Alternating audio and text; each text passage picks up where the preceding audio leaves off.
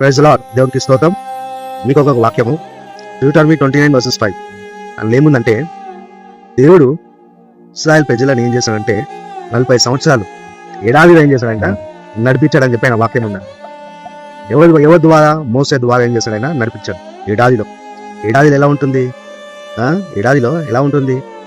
నీళ్ళు తాగడానికి నీళ్ళు ఉండదు, తినడానికి ఆహారం ఉండదు. అలాంటి ఎడారి నుంచి ఏం చేశాడు? ఆయన నడిపించాడంట. ఎన్ని సంవత్సరాలు? 40 సంవత్సరాలు. డెజర్ట్ అని ఉంటుంది దాంట్లో. వాక్యం మీకు చదవండి, డెజర్ట్ అని ఉంటుంది. ఇంకో విషయం ఏంటంటే, దాంట్లో ఆయన వాళ్ళ బట్టలు గిట్ట చిన్నలేదంట. వాళ్ళ బట్టలు చిన్నలేదంట. వాళ్ళు వేసుకున్న చెప్పులు గిట్ట ఏం చేయాలంట? చిన్నలేదంట. అంత జాగ్రత్తగా ఏం చేశాడంట? నడిపించాడంట. ఇప్పుడు మిమ్మల్ని నడిపించాడా? ఆయన నమ్ముకున్న పిల్లలని ఆయన ఎప్పుడు ఏం చేయాలి? ఆయన చేయి విడువడు, తప్పకుండా నడిపిస్తాడు. ఏ సమస్య ఉన్నా ఏం కావద్దు, దుఃఖపడద్దు. చిన్న చిన్న విషయానికి అన్ని ఏం చేస్తారు?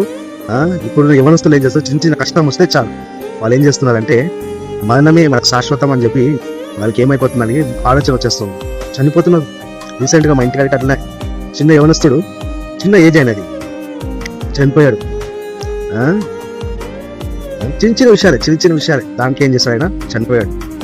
అయితే నేను మీకు చెప్పేది ఏంటంటే, కష్టాలు వచ్చినప్పుడు మీరు బాధపడద్దు. ఆయన ఏం చేయాలి? ఆయన గుర్తు తెచ్చుకోవాలి. ప్రభువా, మీరు నాకు సాయం చేయండి ప్రభువా. ఇశ్రాయేలు ప్రజలు మీరు ఎట్లా సాయం చేసి నడిపించారో మమ్మల్ని మీరు నడిపించండి ప్రభువా అని చెప్పి ఆయన అడగండి. నేను తప్పకుండా మీకు సాయం చేస్తాను. ఇంకేనా? నమ్ముకున్న పిల్లల్ని ఆయన ఏం చేయలేను, ఎప్పటికీ చెయ్యి విడివాడు. కష్టాలు వస్తుంటుంది, కష్టాలు మీరు ఏం చేస్తారు? సహించుకోవాలి. సహించుకుంటేనే ఆయనకి ఎక్కువ ఏం చేస్తారు? మీరు దగ్గర అవుతారు. ఓకేనా? గుర్తుపెట్టుకోండి, ఈ వాక్యం గుర్తుపెట్టుకొని డ్యూటెరోనమీ 29:5 చదవండి. మీకు యూస్ఫుల్గా ఉంటుంది.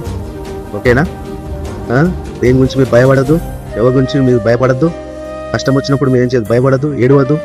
ఆయన గుర్తు తెచ్చుకోండి, ఆయన వాక్యం చదవండి, ప్రార్థన చేయండి, తప్పకుండా ఆయన మీకు సాయం చేస్తాం. ఓకేనా? దేవుడు మీరు దించును గాక. మెయిన్